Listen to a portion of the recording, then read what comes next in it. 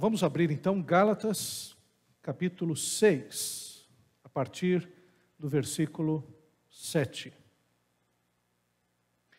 Diz assim, carta de Gálatas, aos Gálatas, capítulo 6, versículo 7. Não vos enganeis, de Deus não se zomba, pois aquilo que o homem semear, isso também ceifará. Porque o que semeia para a própria carne, da carne colherá corrupção, mas o que semeia para o Espírito, do Espírito colherá vida eterna. E não nos cansemos de fazer o bem, porque a seu tempo ceifaremos, se não desfalecermos. Por isso, enquanto tivermos oportunidade, façamos o bem a todos, mas principalmente aos da família da fé. Oremos. Pai querido, nós queremos te agradecer, Pai, por esse culto, por essa reunião, por esse momento de celebração, de adoração, pelas orações que foram feitas, e agora queremos te agradecer por esta palavra que lemos. Aplica, Senhor, essa tua palavra através do teu Espírito, em nosso espírito, Senhor, para que teu nome seja glorificado, para que a igreja, Senhor, possa crescer, Senhor, para que possamos alcançar, Senhor, aqueles que ainda não conhecem o teu Evangelho. É o que nós te pedimos, em nome de Jesus. Amém. Queridos irmãos e irmãs, nós estamos numa sequência na carta do apóstolo Paulo aos Gálatas. Aliás, estamos no último capítulo, estamos praticamente terminando, temos apenas mais um domingo para terminar essa exposição. E nós, nessa jornada na carta aos Gálatas, temos aprendido muito acerca da vida cristã, acerca da necessidade de não sermos legalistas e também de como nós podemos viver no Espírito. E esse tema que nós vamos trabalhar é muito interessante, porque ao mesmo tempo que o apóstolo Paulo está condenando o legalismo, ele trabalha uma lei, que é a lei da colheita segundo a semeadura, que evidentemente é muito mal interpretada ou muito mal utilizada, porque quando nós falamos sobre a lei da colheita segundo a semeadura, como nós vivemos num país que é um país capitalista, e um capitalismo que muitas vezes se desdobra num consumismo exacerbado, a gente só pensa na lei da colheita segundo a semeadura no aspecto financeiro.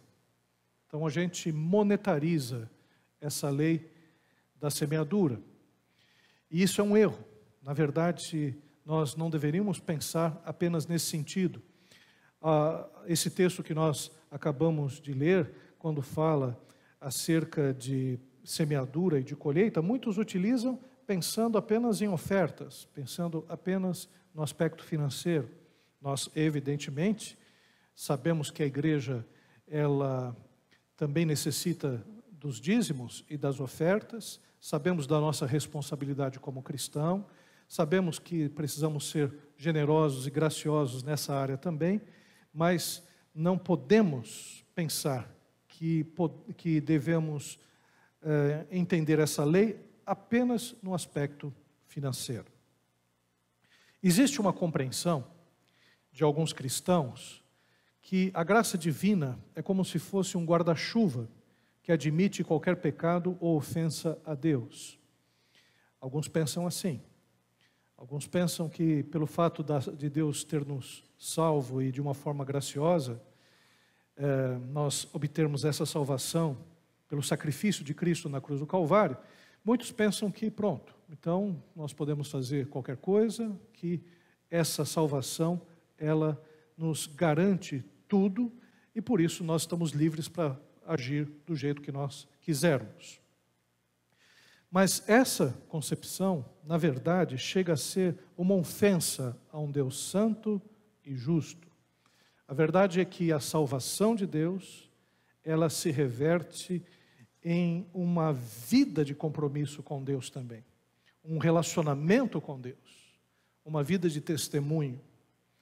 Então não dá para a gente chegar e dissociar as duas coisas, salvação, santificação. Não dá para dissociar a graça de Deus dos frutos do próprio Deus, o Espírito Santo em nossas vidas. Então é muito importante que a gente entenda esse texto e entenda também Gálatas de uma forma plena, para que a gente tenha uma vida cristã adequada.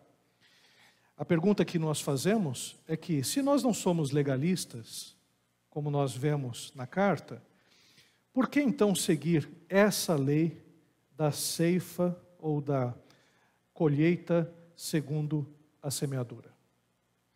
O contexto dessa passagem nós conhecemos. O apóstolo Paulo ensina aos Gálatas sobre a diferença entre lei e graça e sobre carne e espírito. E ao mesmo tempo que revela o quanto é inócuo viver sob a égide da lei, ser um legalista, ele demonstra que a vida cristã não é isenta de uma ética cristã, de um comportamento cristão, de um caráter cristão. Então não é o fato de você não ser legalista, é que você agora pode viver da forma que você quiser. Não. Existe um caráter cristão que é forjado em nossa vida, que faz com que nós vivamos o fruto do Espírito. O texto em questão é um desenvolvimento do tema das obras da carne e do fruto do Espírito, que o apóstolo Paulo também trabalha no capítulo 5. O primeiro aspecto que nós destacamos nesse texto é o seguinte: é o que a gente chama de bugada humana. Quem trabalha na informática, na computação, sabe que existe um termo chamado bug, ou bug, que é erro na linguagem de computação. Hoje mesmo deu um bug no computador, deu uma bugada no começo do culto, todo mundo percebeu, né, que a tela, o primeiro cântico, a gente não pôde acompanhar, a gente só viu o pessoal suando frio aqui para tentar, né, entrar novamente no programa. E essa bugada, evidentemente, trouxe um prejuízo no começo, porque muitos não conheciam o cântico. Mas não foi culpa deles, não. Foi culpa do computador. Não foi culpa da maquininha que está à frente do computador, no caso eles, mas do próprio computador. Mas da mesma forma que existe o erro na computação, também existe um defeito humano proveniente do pecado, que é o de menosprezar a Deus. Parece que de vez em quando dá uma bugada na vida da gente.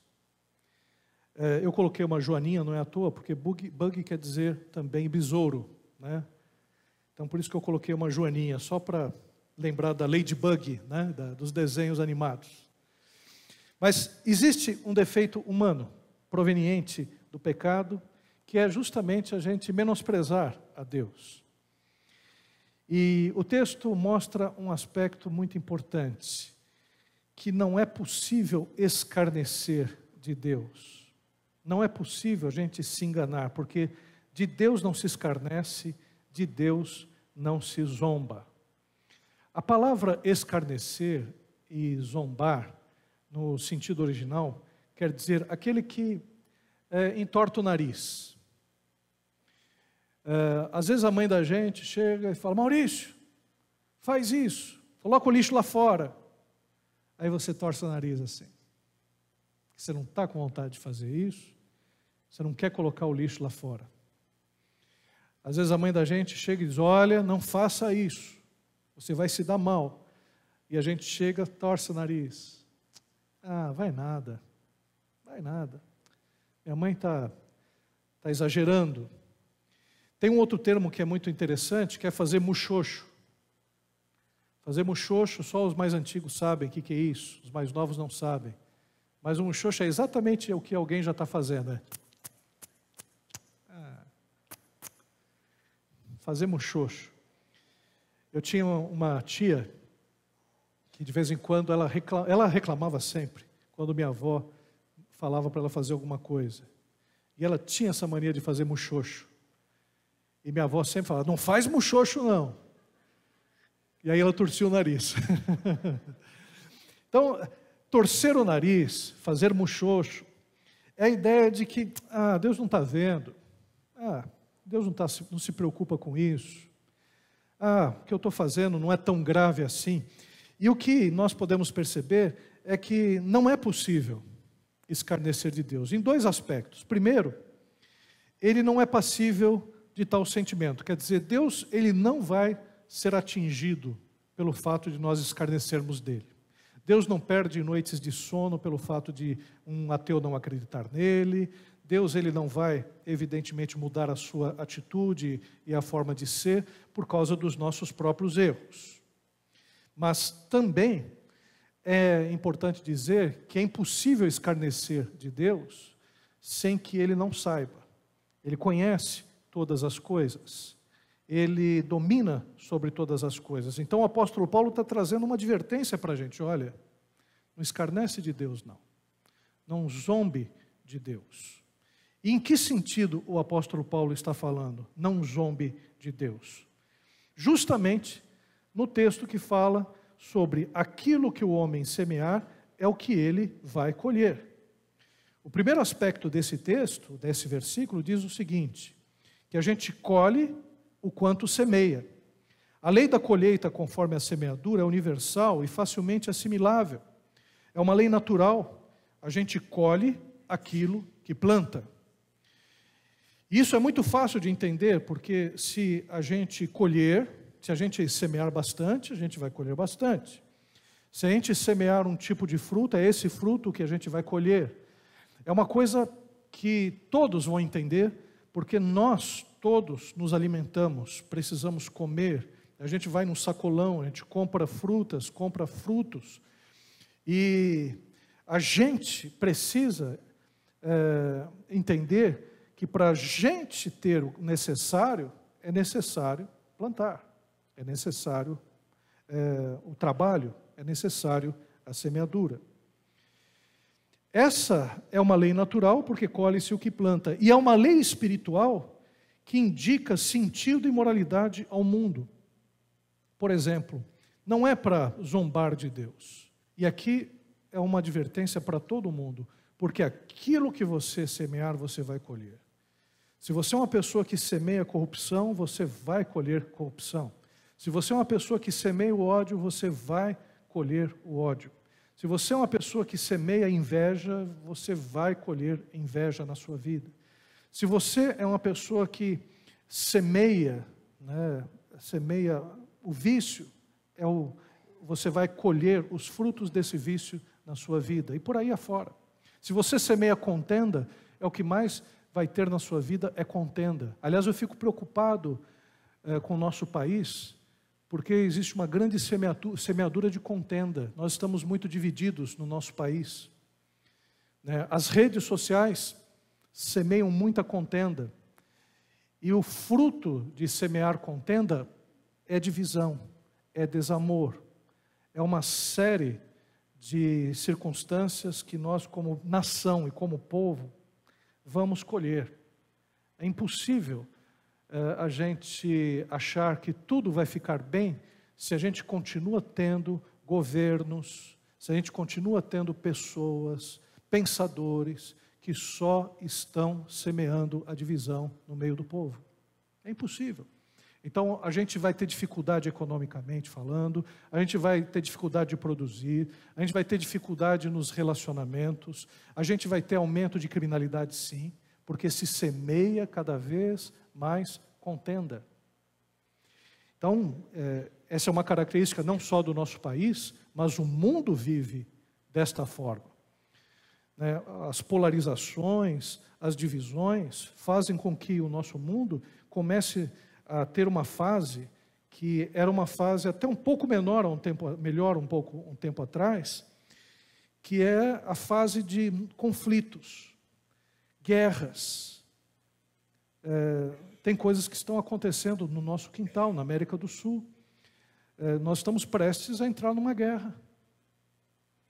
Porque ao invés da diplomacia, ao invés das pessoas tentarem resolver as questões através do diálogo, através da política e da boa política, está se percorrendo o caminho da provocação, o caminho do braço de ferro, o caminho o caminho de você tentar vencer o outro através da força das armas, da intimidação. E isso vai gerar guerra. É claro que eu não estou discutindo as razões, não estou dizendo quem tem razão ou quem não tem razão, só estou fazendo um diagnóstico. Quando se semeia contenda, colhe-se guerra. É isso que nós estamos vendo no mundo. Então existe uma lei espiritual que indica sentido e moralidade no mundo. Então, por que Deus estabeleceu essa lei? Da lei da colheita segundo a semeadura. Porque existe uma moralidade no mundo. Se você é uma pessoa que só instiga ódio, você vai pagar por isso. Se você é um assassino, você vai pagar por isso. Se você é um ladrão, você vai pagar por isso. Se você é um corrupto, você vai pagar por isso. É necessário que haja uma lei desta forma, justamente para que as pessoas temam a Deus, para que possam viver em sociedade, para que as pessoas percebam, que não é fazer qualquer coisa, que nós não estamos aqui para fazer qualquer coisa e não sermos punidos em relação a isso. Existe uma punição. E essa punição, mesmo que as pessoas consigam fugir nessa terra de uma punição adequada, mesmo que consigam enganar durante toda a sua existência, na eternidade elas vão pagar. Então, quando se fala que de Deus não se zomba, é porque aquilo que o homem ceifar, ou o homem semear, ele vai ceifar. Trata-se de uma lei que reafirma, inclusive, a existência de Deus em última análise, porque se nós acreditamos que não podemos realizar qualquer coisa, não podemos dar vazão à nossa carnalidade, é porque nós tememos a punição. Se nós tememos a punição, nós cremos aquele que é capaz de dar a punição, aquele que é juiz.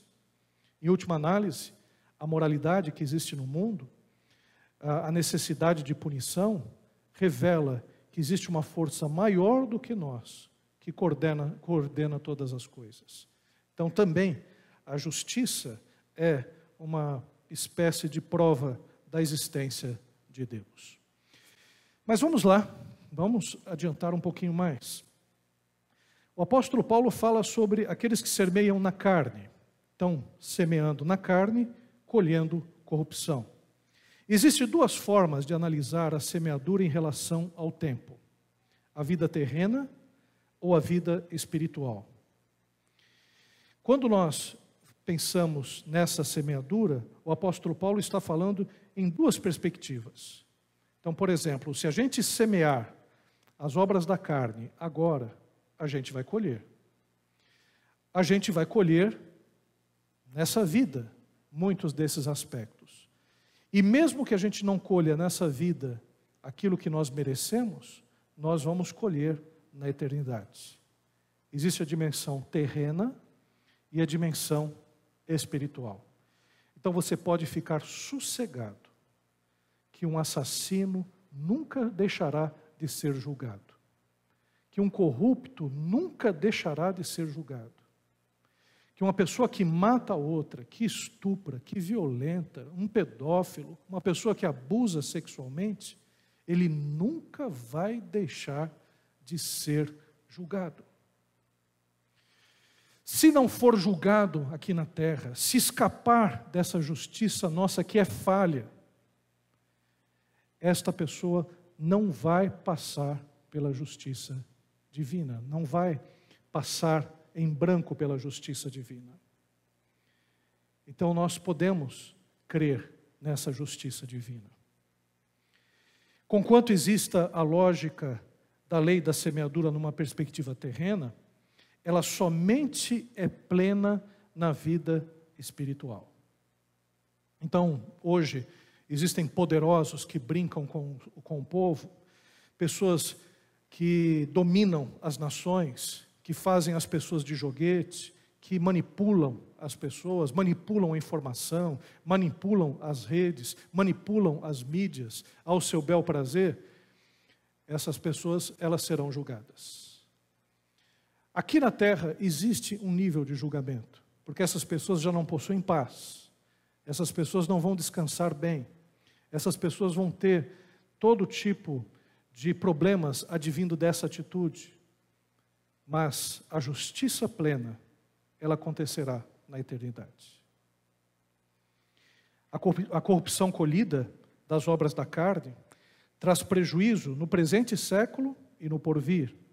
Podem existir variáveis que empanam o juízo presente, porém, jamais o juízo eterno.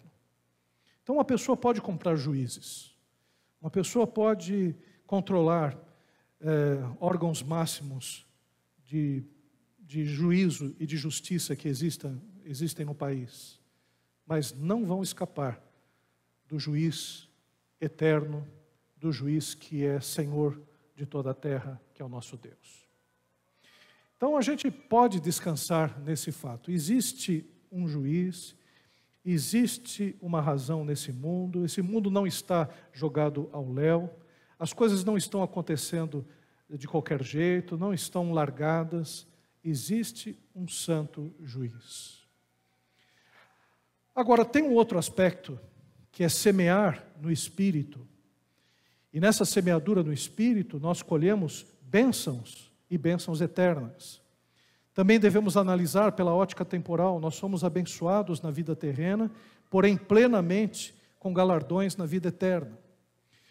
Então, quando nós semeamos no Espírito, quando o fruto do Espírito age no nosso coração e nós andamos no Espírito, fazemos o bem, agimos com amor, agimos com alegria, com fé, com mansidão, com domínio próprio, nós estamos semeando no Espírito e já estamos colhendo as bênçãos desse tipo de semeadura.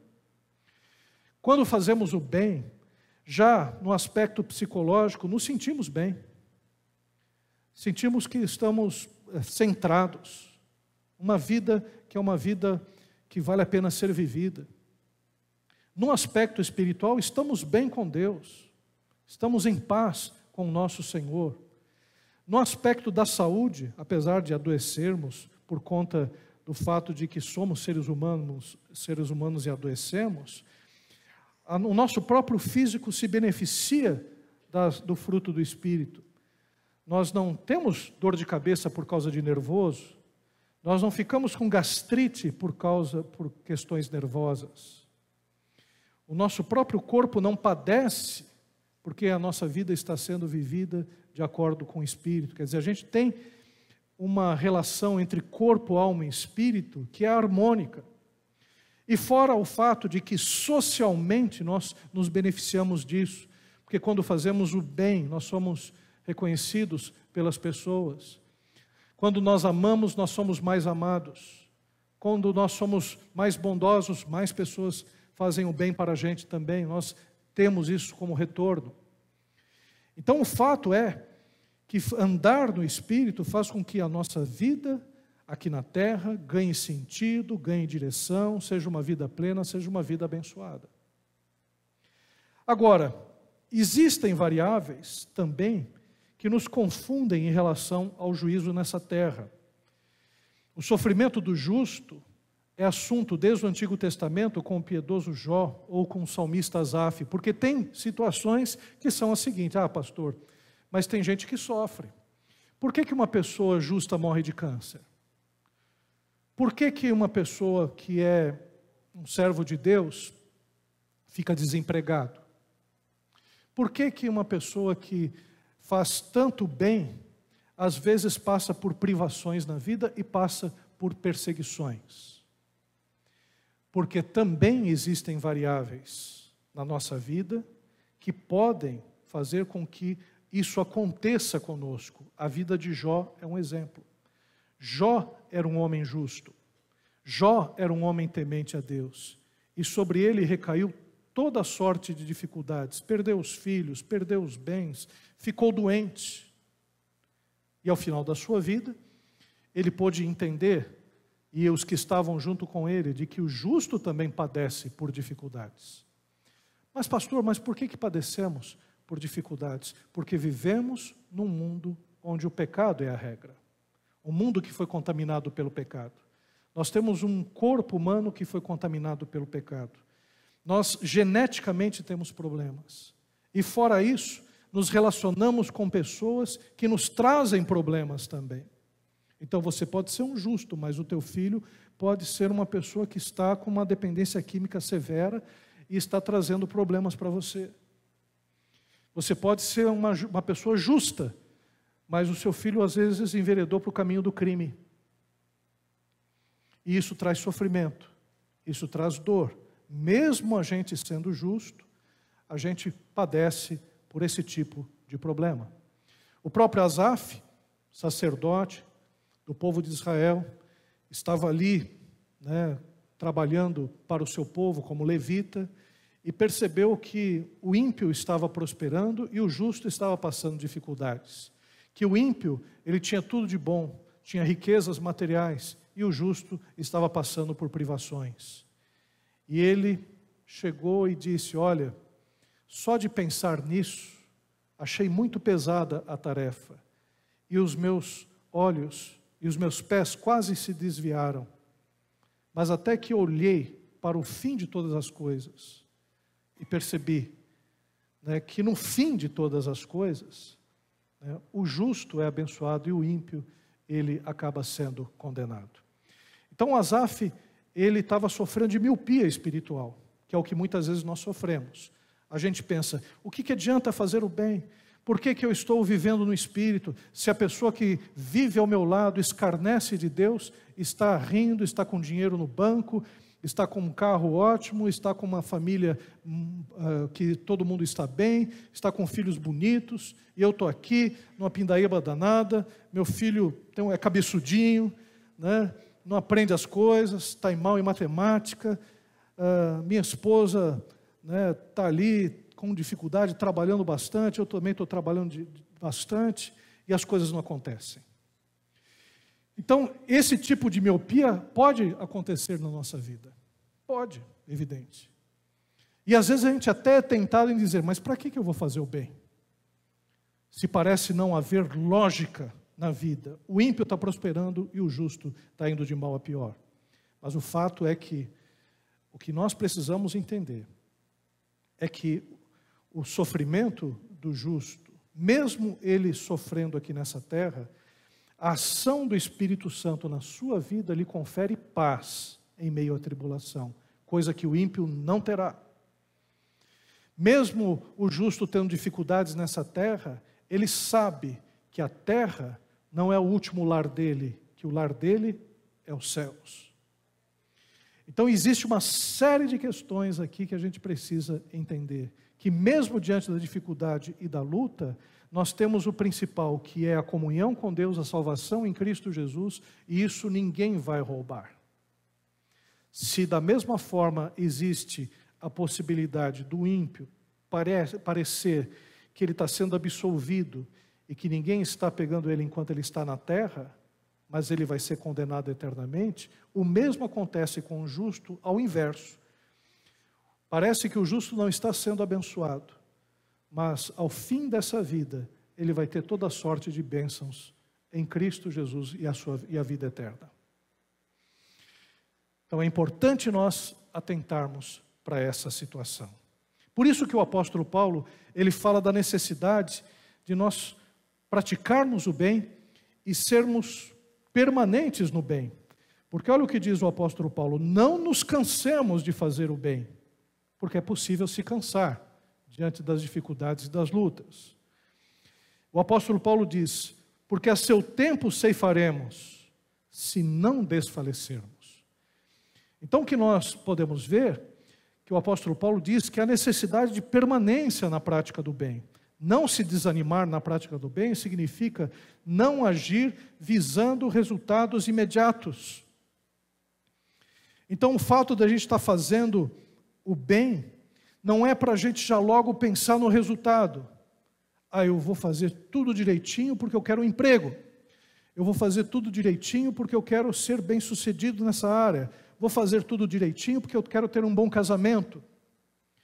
Então, a ideia não é você fazer a barganha com Deus, a troca com Deus.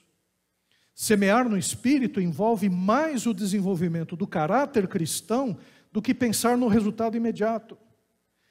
Então, fazer o bem, agir segundo o fruto do Espírito, é você estar melhorando cada vez mais como cristão. É você tendo o seu caráter aprimorado pelo fogo, pelas circunstâncias, pelas dificuldades. E ficando cada vez mais parecido com Deus. Por isso, nesse aspecto, fazer o bem não se relaciona com uma recompensa automática. Nem sempre isso acontecerá.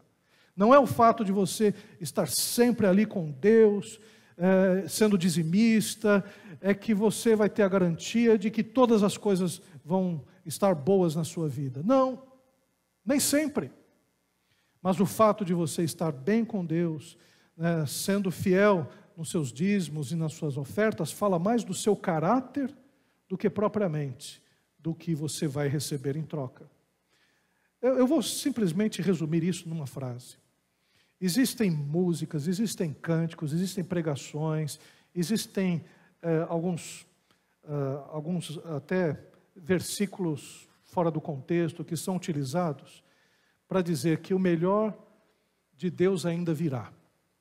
Que Deus tem o melhor para você ainda.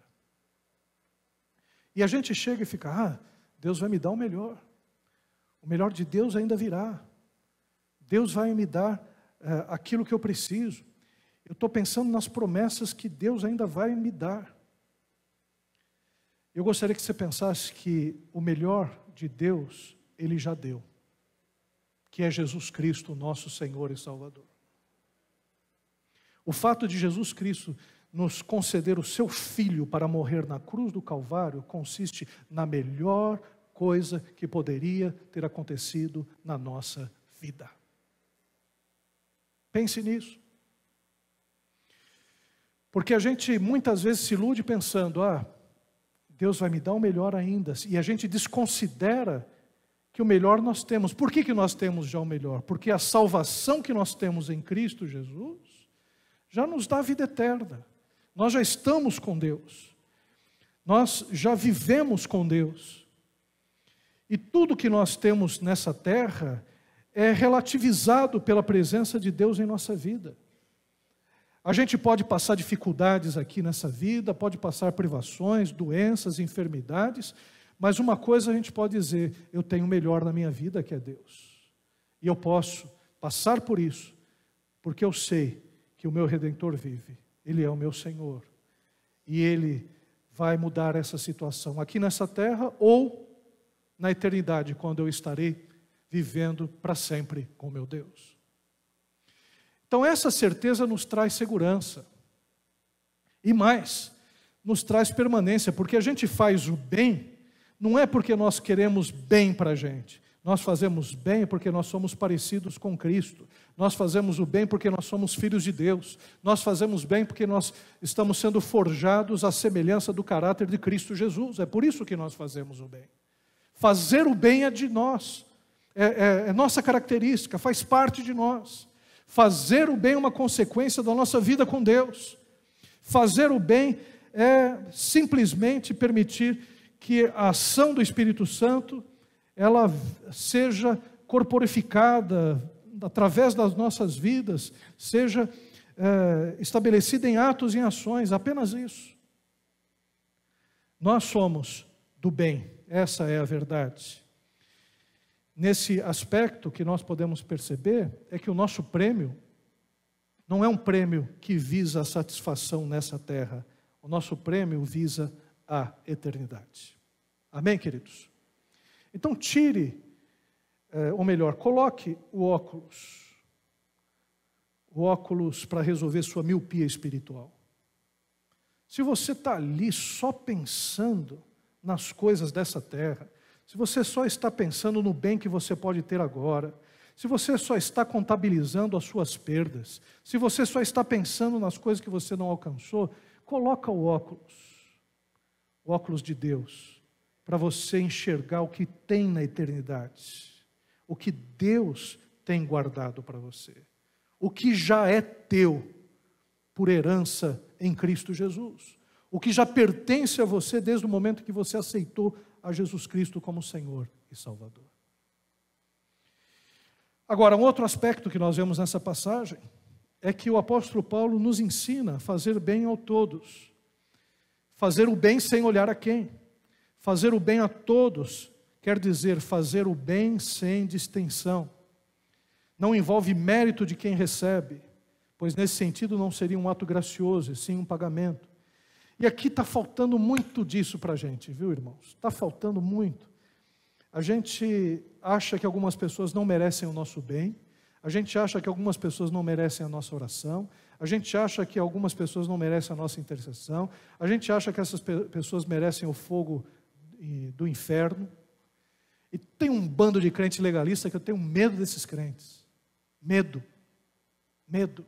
De gente que julga os outros, porteiro do inferno, aliás, porteiro do céu e do inferno, que chega e já estabeleceu o seu céu, já estabeleceu o seu inferno. Seu inferno, né? Se for para o inferno, né? Mas a questão é que nós, como cristãos, precisamos ter misericórdia. Se uma pessoa tem necessidade, seja ela quem for, seja ela o nosso inimigo, a gente precisa agir com misericórdia, com graça. Porque, afinal de contas, Deus agiu com graça conosco. Ah, pastor, mas aquela pessoa não merece, não é justo. Aquela pessoa fez isso, fez aquilo. Pelo amor de Deus, o que você fez? Deus, na sua graça infinita, Ele permitiu que o seu Filho Jesus morresse na cruz do Calvário por tua causa, pelos seus pecados, por tudo aquilo que você fez. Você foi responsável pela morte de Cristo Jesus na cruz do Calvário. Você é culpado. Culpado pela morte de Cristo Jesus. Não foram os romanos apenas, não foram apenas os judeus. Quem matou Cristo Jesus? Foi o meu pecado que matou Cristo Jesus. E pela graça, Deus enviou Jesus Cristo para nos perdoar, para que hoje nós pudéssemos sermos livres, para que hoje nós não fôssemos mais inimigos de Deus, para que hoje nós tivéssemos salvação em Cristo Jesus. Aí você que recebeu toda essa graça, você não é capaz de perdoar uma pessoa, você não é capaz de agir graciosamente com uma pessoa, você não é capaz de agir com misericórdia. Então esse tipo de situação deve fazer com que a gente pense: será que a gente está entrando no legalismo que o apóstolo Paulo tanto está condenando? Porque fazer o bem não depende do mérito. Às vezes a gente chega e olha para uma pessoa, essa pessoa está necessitando de uma coisa, essa pessoa merece, então eu vou ajudar. Essa pessoa aqui não merece, não vou ajudar não, que se lixe. Então quando a gente faz o bem, não é um bem a alguns, não é um bem pelo mérito dessas pessoas, aquilo que elas podem trazer alguma coisa em troca. Por exemplo, aquelas pessoas que trabalham nas ruas com cracoleiros, que trabalham com dependentes, que trabalham com prostitutas, que trabalham evangelizando grupos marginalizados da sociedade, não estão fazendo isso pensando que essas pessoas elas vão se recuperar como recompensa do trabalho que elas estão realizando para elas. Porque se você fizer isso, se você chegar e colocar o seu trabalho em prol de uma pessoa, pensando, eu vou fazer com que ela se recupere, se ela não se recuperar, você vai ficar frustrado. E você vai ficar arrependido de ter ajudado. Porque, na verdade, você não estava fazendo bem para ela indistintamente. Você estava fazendo bem para essa pessoa, esperando que ela melhorasse para te beneficiar, para pagar o fruto do teu trabalho. Então, fazer o bem a todos é você chegar mesmo, se você tem a vocação de cuidar de pessoas que estão passando problemas nas ruas, é de você atender os menores, atender os mendigos nas suas dificuldades, sabendo que muitos deles não vão sair daquela situação e talvez até te distratem. Mas o fato é que você está fazendo o bem. E por que você faz o bem? Porque é do teu feitio, é do teu caráter fazer o bem. Amém, irmãos? Por isso, quando uma pessoa chega e diz, eu vou sair dessa igreja, porque eu não estou sendo reconhecido. Você errou, porque você não está fazendo bem, porque você é do bem. Você está fazendo o bem para ser reconhecido. E aí a gente se frustra mesmo. Eu vou ser pastor, mas é duro ser pastor, é difícil, as pessoas não reconhecem e tudo mais. Se você tem esse pensamento, não entre na vocação pastoral. Eu vou chegar e vou trabalhar no louvor, porque eu quero abençoar os irmãos através do meu talento e tudo mais. Eu quero que as pessoas reconheçam o quanto eu estou fazendo para a obra do Senhor. Então saia do louvor, porque a gente faz o bem, porque nós somos de Deus e fazemos o bem, e estamos fazendo o bem para louvor da glória do Senhor Jesus. Então nós fazemos o bem porque em nós habita a fonte do bem, o Espírito Santo de Deus. Agora, também é necessário fazer o bem olhando para quem? A gente faz o bem sem olhar a quem, mas também a gente faz o bem olhando para quem? Nesse aspecto, o apóstolo Paulo diz, fazei o bem a todos, e é também para não se esquecer da família da fé, dos domésticos da fé. Então, nesse aspecto, também priorizar a família da fé. É papel do ser humano cuidar de seus parentes, filhos, pais, irmãos, etc. E é papel da igreja também atender os mais necessitados do seu povo. Então o apóstolo Paulo está dizendo, olha, cuide do outro, cuide das pessoas, cuide dos irmãos. Tem um aspecto que muitas vezes a gente não considera. Vivemos numa sociedade que cada vez mais as famílias estão sendo afastadas uma das outras. Então, o filho não está mais cuidando do pai. Tem pais que não cuidam mais dos seus filhos. E isso é muito ruim, porque é responsabilidade nossa cuidar dos nossos parentes. É responsabilidade nossa. A ética cristã estabelece uma responsabilidade social desde a família, passando pela igreja e passando pela sociedade. Aquele que diz, eu não sou responsável pelo irmão, tem o espírito de Caim.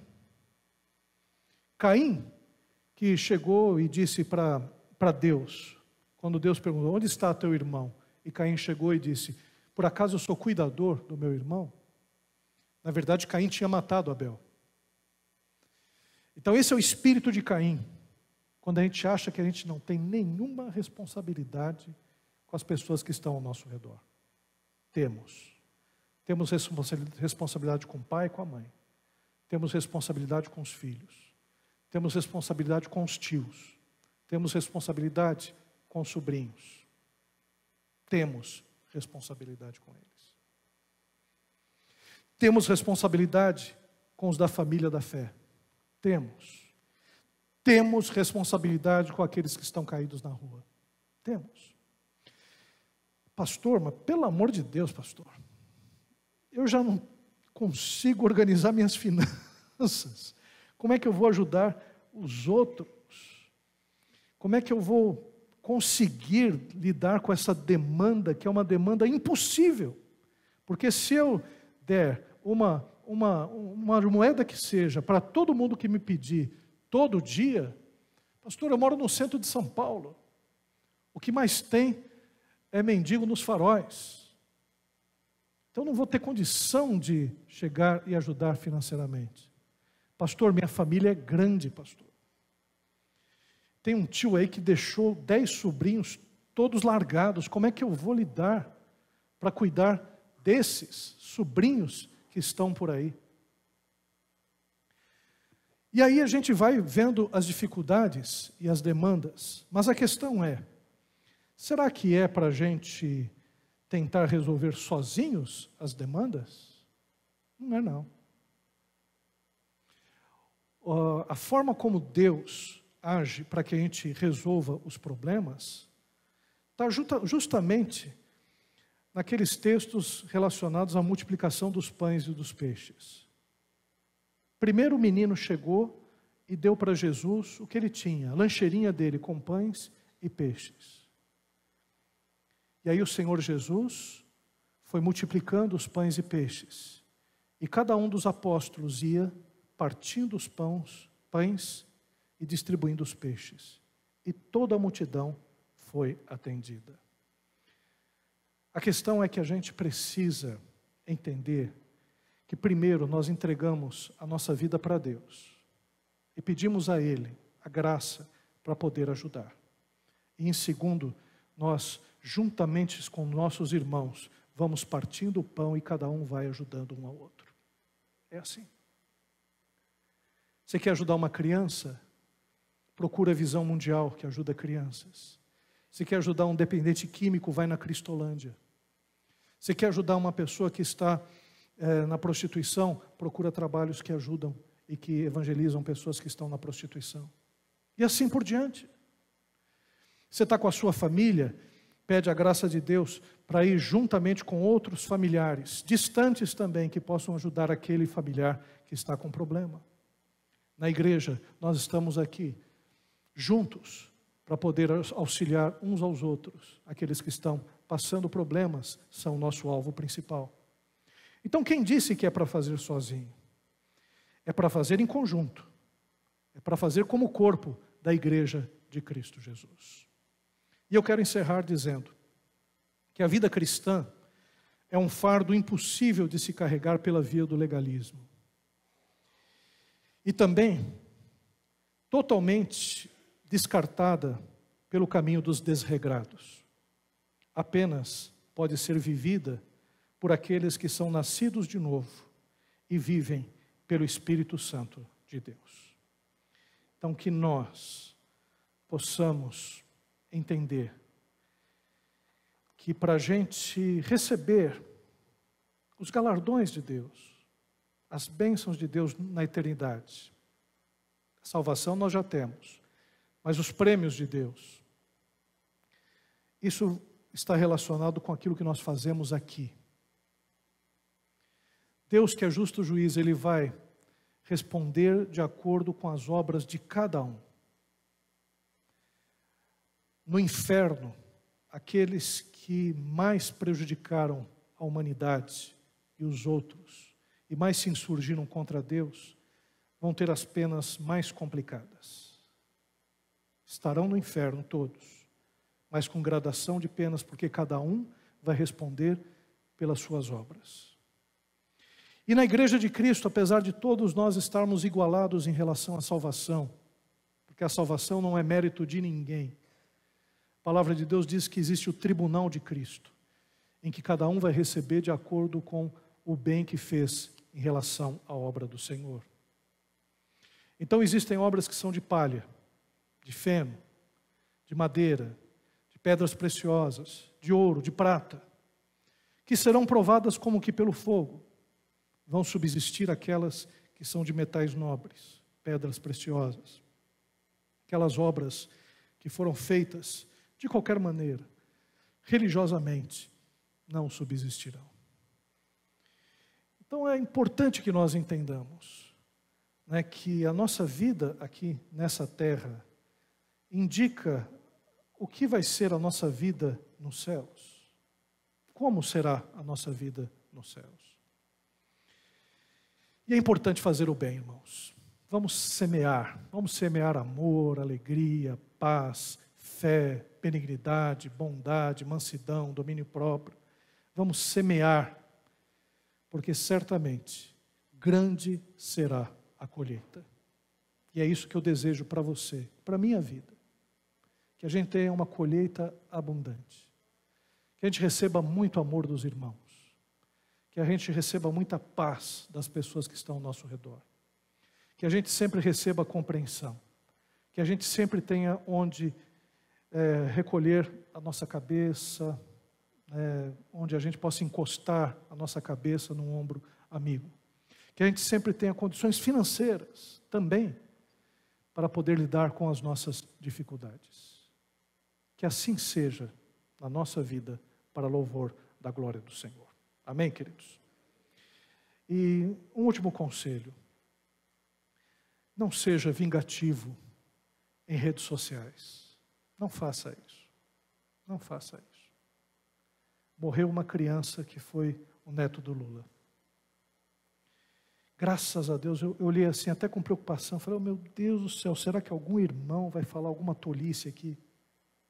Eu fiquei pensando, mas graças a Deus todos os meus amigos conseguiram separar as coisas, conseguiram perceber que no momento do luto e da dor, se a gente não tem o que dizer, a gente fica quieto, porque é uma coisa absurda demais a gente chegar a emitir qualquer juízo em relação a uma criança que se perde.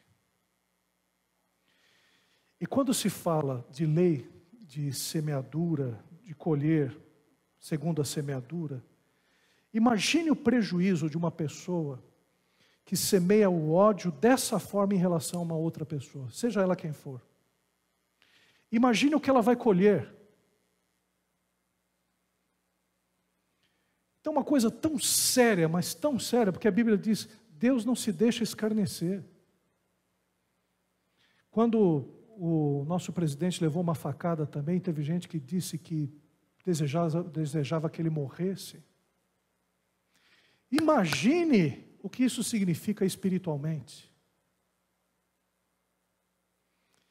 Então, hoje em dia, nós vemos na nossa sociedade essa semeadura maligna que está fazendo com que a gente entre num processo de entropia. A gente está se descaracterizando como povo. Nosso povo está ficando feio. Está ficando com uma característica cada vez mais demoníaca. Isso já vem há tempos, não é só agora, mas há tempos a gente está percebendo essa sociedade do desamor, do desrespeito. Mas que a gente possa chegar e fazer justamente o contrário. Que a gente ore pelos nossos inimigos. Que a gente ore por aqueles que nos perseguem. Porque só existe uma forma de quebrar esse tipo de maldição de uma semeadura maligna. É semeando a paz de Cristo Jesus. E a igreja está aqui para isso. A igreja não está aqui para entrar na pilha de Satanás. A igreja está aqui para fazer a vontade do Senhor. Amém, queridos? Amém? Levante as suas mãos aos céus. Vamos orar ao Senhor agora. Vamos pedir ao Senhor que nos abençoe durante esse dia. Pai querido, leva-nos em paz para os nossos lares. E nessa comunhão, Senhor, no Teu Espírito, que possamos sair daqui e fazer o bem. Que possamos semear o fruto do Espírito, Senhor, é o que nós te pedimos. Abençoa todos os lares, todas as casas, em nome de Jesus. Que a graça do nosso Senhor Jesus, o amor de Deus, o nosso Pai, a comunhão e a consolação do Espírito Santo, seja com todos nós e com todo o povo de Deus, agora e para sempre. Amém. Deus abençoe.